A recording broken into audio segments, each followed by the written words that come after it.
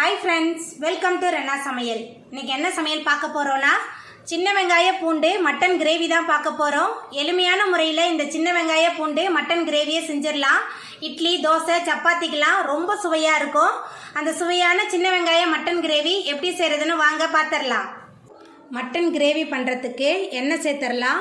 3 spoon எண்ணெய் சேர்க்குறேன். எண்ணெய் சூடாகி வந்துட்டு இதில் பட்டை, கிராம்பு, ஏலக்காய், 1 டேபிள் ஸ்பூன் சோம்பு சேர்த்துடலாம். பட்டை, கிராம்பு, ஏலக்காய், சோம்பு எல்லாம் நல்லா பொரிய ஆரம்பிச்சிருச்சு. 20 சின்ன வெங்காயம் பொடியாக நறுக்கி வச்சுருக்கேன். சின்ன வெங்காயம் சேர்த்துடலாம்.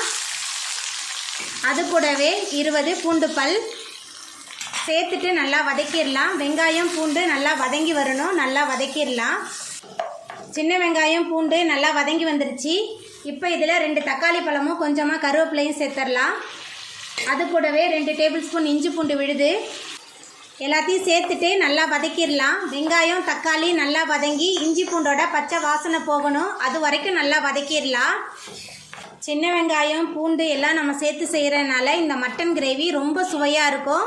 எந்த அளவுக்கு சின்ன வெங்காயம் நல்லா வதங்கி வருதோ அந்த அளவுக்கு நல்லா சுவையாகவும் இருக்கும். நல்லா வதக்கிடலாம். நம்ம சேர்த்த சின்ன வெங்காயம், பூண்டு, தக்காளி எல்லாமே நல்லா வதங்கி வந்துருச்சு. இப்போ இதில் நம்ம சுத்தம் பண்ணி வச்சுருக்கிற மட்டனை சேர்த்துடலாம். மட்டனை சேர்த்துட்டு கொஞ்சம் நேரம் இந்த எண்ணெயிலே நல்லா வதக்கிடலாம்.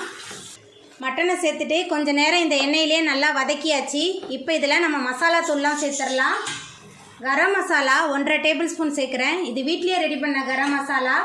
மஞ்சள் தூள் 1 ஸ்பூன் சேர்க்குறேன். குழம்பு மிளகாய் தூள் 2 டேபிள் ஸ்பூன் சேர்க்குறேன். அதுக்கப்புறமா உப்பு சேர்த்துக்கலாம். சேர்த்துட்டு மறுபடியும் கொஞ்சம் நேரத்துக்கு எல்லாத்தையும் நல்லா வதக்கிடலாம். நம்ம சேர்த்த மட்டன் மசாலா எல்லாமே நல்லா கலந்து வதங்கி வரணும். அது வரைக்கும் நல்லா வதக்கிடலாம். மட்டன் மசாலா ரெண்டுமே கலந்து நல்லா வதங்கி வந்துருச்சு. இப்போ இதில் மட்டன் வேகிறதுக்கு தேவையான அளவுக்கு தண்ணி சேர்த்துடலாம். தண்ணி சேர்த்தாச்சு. தண்ணி சேர்த்துட்டு நல்லா கலந்து விட்டுறலாம். தண்ணி சேர்த்துட்டு நல்லா கலந்து விட்டாச்சு. இப்போ ஒரு மூடி போட்டு வேக வச்சிடலாம். மட்டன் நல்லா வெந்து வரட்டும். திறந்து பார்த்துடலாம். பாருங்கள், நம்மளோட மட்டன்லாம் நல்லா வெந்து வந்துருச்சு. நம்மளோட மட்டன் கிரேவி சூப்பராக ரெடி ஆகிட்டு இப்போ மேலால் கொஞ்சமாக கொத்தமல்லி தழை தூவிடலாம். கொத்தமல்லி தழை தூவிட்டு நம்ம அடுப்பு ஆஃப் பண்ணிடலாம். அவ்வளோதாங்க, நம்மளோட சின்ன வெங்காய மட்டன் பூண்டு கிரேவி ரொம்ப சூப்பராக ரெடி ஆகிட்டு. எளிமையான முறையில் செய்யக்கூடிய இந்த சின்ன வெங்காய மட்டன் பூண்டு கிரேவியை நீங்களும் உங்கள் வீட்டில் செஞ்சு பாருங்கள். இந்த வீடியோ உங்களுக்கு பிடிச்சிருந்தா லைக் பண்ணுங்கள், ஷேர் பண்ணுங்கள், கமெண்ட் பண்ணுங்கள், சப்ஸ்கிரைப் பண்ணுங்கள்.